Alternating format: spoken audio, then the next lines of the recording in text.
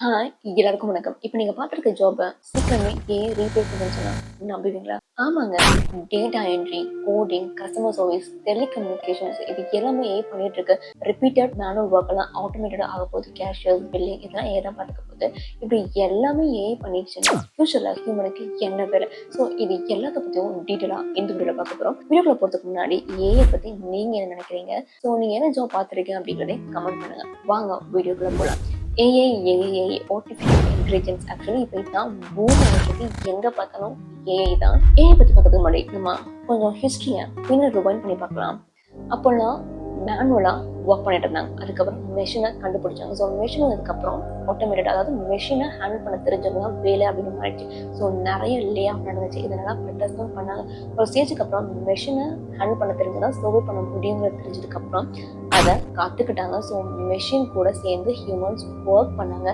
அதனால அவங்களுக்கு சேலரியும் இன்க்ரீஸ் ஆயிடுச்சு. ஆனால் அது மட்டும் கிடையாது, அது அவங்களுக்கு பெனிஃபிட்டாகவும் புரிஞ்சு போச்சு. ஸோ அது மாதிரி தான் இப்போ ஏஐ ஹைப்பில் இருக்குது, பூம் ஆகிட்டு இருக்கு. இன்னும் கொஞ்ச நாள் ஏஐ ஃபுல்லாகவே டேக் ஓவர் பண்ணிடும். ஸோ அப்போது நம்ம அதுக்கு ஏற்ற மாதிரி நம்மளும் அது கூட சேர்ந்து ட்ராவல் பண்ண ஸ்டார்ட் பண்ணிவிடும். அதுக்கப்புறம் என்னதான் ஜாபு போனாலும் புதுசாக நிறைய வேலை வரதான் போகுது. ஸோ நம்ம என்ன செய்யணும் அப்படின்னா, நம்ம ஸ்கில்லை அப்டேட் பண்ணிக்கணும், அப்கிரேடாக வச்சுக்கணும். அதுதான் ரொம்ப இம்பார்ட்டன்ட். இங்கே ஏஐனால உங்கள் வேலை போக போகிறது கிடையாது. ஏஐ டூல்ஸை யூஸ் பண்ண தெரிஞ்சவனால கண்டிப்பாக உங்கள் வேலை போயிடும். ஸோ உங்களோட ஃபீல்டில் என்ன மாதிரி ஏஐ டூல்ஸ் இருக்குது, இன்னும் பெட்டராக எல்லாம் பண்ண முடியும் அப்படின்னு இப்போவே லேர்ன் பண்ண ஸ்டார்ட் பண்ணுங்கள். ஃபியூச்சர் அப்படின்னு நீங்கள் நினச்சிட்டு உட்காந்துருந்தீங்கன்னா ஃபியூச்சர் ஆல்மோஸ்ட் வந்துடும். அதுக்கப்புறம் உங்களுக்கு டைமே இருக்காது, உங்கள் வேலை போயிடும். அதுக்கப்புறம் ஃபீல் பண்ணி ஒன்றும் ஆக போகிறது கிடையாது. ஸோ எந்த மாதிரி ஜாப் எல்லாம் ஹை ரிஸ்கில் இருக்குது, மிடில் இருக்குது அண்ட் சேஃபர் ஜோனில் இருக்குது அப்படின்னு நான் சொல்கிறேன். ஃபர்ஸ்ட், டேட்டா என்ட்ரி, கோடிங், அதாவது basic coding and telecommunication, customer service. AI சாட்போட்டே முக்கால்வாசி கஸ்டமர் கொஷின்ஸுக்கு அதுவே ஆன்சர் பண்ணுது. நம்ம ஏஜெண்ட்டை ரீச் பண்ணுறதுக்கு முன்னாடி ஏஐ தான் ரீச் பண்ணுறோம். ஆனால் அதெல்லாமே ரிஸ்கில் தான் இருக்குது. ஆனால் அது மட்டும் கிடையாது, மேனுவலாக, அதாவது ரிப்பீட்டடாக மேனுவலாக ஒரு ஒர்க் நடந்துருக்குள்ள அது எல்லாமே ஆட்டோமேட்டடாக ஆக போகுது. ஸோ இந்த கேஷியர்ஸ், பில்லிங், இந்த பே செக் அது எல்லாமே ஆட்டோமேட்டாக ஆக போகுது. ஸோ இவங்க எல்லாருமே ரிஸ்கில் தான் இருக்காங்க. உங்களுக்கு பேசிக் தான் தெரியும். ஸோ நீங்கள் பேசிக் லெவலில் தான் இருக்கீங்க அப்படின்னா கண்டிப்பாக உங்கள் வேலை போகிறதுக்கு நிறையவே சான்ஸ் இருக்குது. ஆல்மோஸ்ட் வந்துக்கிட்டே இருக்குது. ஸோ கொஞ்சம் யோசிச்சு பாருங்கள். இப்போது எனக்கு டேட்டா என்ட்ரி தெரியும், நான் வந்து ஒரு பேசிக் லெவலில் இருக்கேன். எனக்கு பக்கத்தில் வந்துட்டு ஏஐ டூல்ஸை நல்லா ஹேண்டில் பண்ண தெரிஞ்சவர் ஒரு ஒர்க் பண்ணிட்டு இருக்காரு. ஆப்வியஸாக மெஷின் தான் என்னை விட கண்டிப்பாக ஃபாஸ்ட், க்யூரசி அண்ட் டைமும் சேவ் ஆகுது. ஆசம் விஷயம் இல்லையா? பிகாஸ் என்ன மாதிரி ஒரு 3 பேரை ஹையர் பண்ணுறதுக்கு ஏஐ டூல்ஸை ஹேண்டில் பண்ண தெரிஞ்ச ஒருத்தரே 3-4 பேரோட ஒர்க்கை பார்த்துடுவார். அதுக்கப்புறம் இதுக்கு வேஸ்ட்டாக நம்ம எல்லாம் சம்பளம் கொடுக்கணும் இல்லையா? இது ஹாஷாக தான் இருக்கும், பட் இதுதான் ரியாலிட்டி. ஸோ இதுக்கு ஏற்ற மாதிரி நம்ம மாற்றிக்கிட்டே ஆகணும். அண்ட் மிட் லெவலில் இருக்கிறது அந்தளவுக்கு ரிஸ்க் இல்லை, அசிஸ்ட் பண்ணுவோம் ஏஐ இந்த ஃபீல்டில். என்னென்னு பார்த்தீங்க அப்படின்னா யூஐ/யூஎக்ஸ். கொஞ்ச நாளைக்கு முன்னாடி யூஐ/யூஎக்ஸ் தான் வந்துட்டு ரொம்ப ஃபேமஸாக பேசப்பட்டுச்சு. எங்கே பார்த்தாலும் யூஐ/யூஎக்ஸ்க்கு ஸ்கோப் இருக்குது, ஃபியூச்சர் இருக்குது, ஆஹாவோ அப்படின்னு சொல்லிட்டு. யூஐ மட்டும்தான் எனக்கு தெரியும் அப்படின்னா கண்டிப்பாக நம்ம ரிஸ்கில் தான் இருக்கும். ஏன்னா பேசிக்கான எல்லா விஷயமே ப்ராம்ப்ட் கொடுத்தா அதுவே ரெடி பண்ணி கொடுத்துது, சஜஷனும் அதுவே சொல்லுது. அண்ட் கண்டென்ட் ரைட்டிங்லாம் பார்த்தீங்கன்னா ஆக்சுவலி அதுவே பெட்டராக பண்ணிட்டு இருக்கு. ஸோ அதுலேயும் ரிஸ்க் இருக்குது. அது மட்டும் கிடையாது, ஒரு சில ஜாப்லாம் ஏஐ அசிஸ்ட் பண்ண ஆரம்பிச்சிடும். இந்த டீச்சிங் ஜாப்லாம் கண்டிப்பாக ஏஐ அசிஸ்ட் பண்ண ஆரம்பிச்சிடும். அது மட்டும் கிடையாது, டாக்டர்ஸ், இன்ஜினியர்ஸ், சயின்டிஸ்ட் எல்லாத்தையுமே ஏஐ அசிஸ்ட் பண்ண ஆரம்பிச்சிடும்.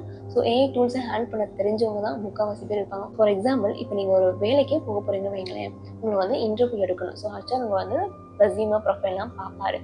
பட் இப்போ ஏஐ தான் ஸ்கேன் பண்ணுது. அதோட கீ பாயிண்ட் அந்த ரெஸ்யூமே இருக்கா இல்லையா அப்படின்னு பார்த்துட்டு முக்கால்வாசி ரெஸ்யூமை இது சரியில்லைன்னு அதுவே எல்லாத்தையும் தள்ளிடுது. கொஞ்சம் தான் ஹச்ஆர்கிட்டயே போகுது. அந்த கொஞ்சத்தில் யார் பெஸ்ட்டோ அவங்க தான் ஹச்ஆரை சூஸ் பண்ணுவாங்க. ஸோ ஹச்ஆரோட வேலையுமே அதை ரெடியூஸ் பண்ணிட்டு இருக்கு. யோசிச்சு பாருங்க, எல்லா ஃபீல்ட்லையும் அப்டேட் வந்துக்கிட்டே இருக்கு. அப்போது நம்ம என்ன பண்ணணும்? டெக்னாலஜி கூட நம்ம ட்ராவல் பண்ணணும். இல்லைன்னா அவ்வளோதான், சொல்லி முடிஞ்சிடும். அண்ட் இப்போ ரிஸ்க்லேயே இல்லை அவங்கள பார்த்துடலாமா? ஆக்சுவலி அவங்கள பற்றி பேசுறதுக்கு முன்னாடி எனக்கு எந்த மூவி தான் ஞாபகத்துக்கு வருது? யோசிச்சு பாருங்க. திடீரோபோ எல்லாமே பண்ணுவோம், அதுக்கு வந்து இந்த ஃபீலிங்ஸில் தான் கொஞ்சம் வீக்காக இருக்கும் இல்லையா? இங்கேயும் அப்படிதான். ஸோ எமோஷனல் இன்டெலிஜென்ஸ், அதாவது அதுக்கு ஃபீலிங்ஸ், எம்பத்தி, சிம்பத்தி இதெல்லாம் கிடையாது. அதனால் ஹியூமன் டச் இருக்க எல்லா ஜாபுமே சேஃபாக தான் இருக்குது. ஃபார் எக்ஸாம்பிள் ஃபிசியோதெரபிஸ்ட், அதாவது தெரபிஸ்டாக இருக்கட்டும், கவுன்சிலிங் பண்ணுறவங்களா இருக்கட்டும், அண்ட் லீடர்ஷிப் குவாலிட்டி இருக்குல்ல, ஸோ அவங்களா இருக்கட்டும், ஆண்டர்ப்ரனர்ஷிப், இந்த மாதிரி கலைத்துறை, அதாவது இந்த கைவினை பொருட்கள்லாம் பண்ணுவாங்களா அவங்க, கலைத்துறையில் இருக்கவங்களுக்கு கூட, ஸோ ஆர்டிஸ்ட்டு, இந்த மாதிரி எல்லாருமே சேஃபர் ஜோனில் தான் இருக்காங்க. க்ரியேட்டிவாக யோசிக்கிறவங்க, கிரிட்டிக்கலாக திங்க் பண்ணுறவங்க. அண்ட் அது மட்டும் கிடையாது, இந்த கார்பெண்டர், பிளம்பர், எலக்ட்ரீஷியன், இவங்க எல்லாருமே சேஃபாக தான் இருக்காங்க. ஆனால் அது மட்டும் கிடையாது, ஸ்கில்ஸ் நல்லா தெரிஞ்சவங்க இருப்பாங்க, ஸ்கில்டு ஒர்க்கர்ஸ், ஸோ அவங்களுமே செம்ம சேஃபில் தான் இருக்காங்க.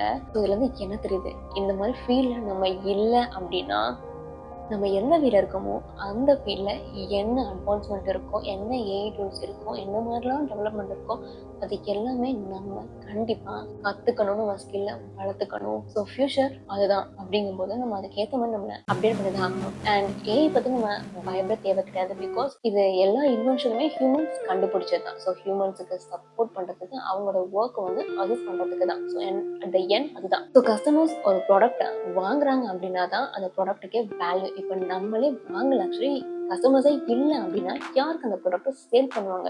ஸோ அந்த ப்ராடக்ட் இருக்கிறதால என்ன யூஸ்? வெறும் ஏஐ மட்டும் இந்த உலகத்தில் சர்வை பண்ண முடியாதுல்ல. ஏஐ வர்சஸ் ஹியூமன், இந்த டெபியூட்டிக்கும் நான் போகக்கூடாது.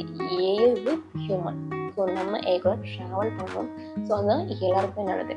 யோசிச்சு பாருங்க, நம்மளோட பிரெயினை அட்வான்ஸாக திங்க் பண்ணும். நம்மளால வந்து எல்லாமே முடியும், க்ரியேட்டிவாக யோசிக்கிறதுக்கு, திங்க் பண்ணுறதுக்கு. பட் நம்ம ஆகும்னா சாட்ஜிபிடி கிட்ட போயிட்டுருக்கோம், நம்ம மூளையை யூஸ் பண்ணவே மாட்டோம். ஃபர்ஸ்ட் நீங்கள் உங்கள் பிரெயினை யூஸ் பண்ணுங்க. அண்ட் அதுக்கப்புறம் அதை இன்னும் நல்லா டெவலப் பண்ணுறதுக்கு சாட்டோ, கோபைலட்டோ, ஜெமினிக்கிட்டேயோ போகலாம். ஸோ பேசிக் ரொம்ப இம்பார்ட்டண்ட்.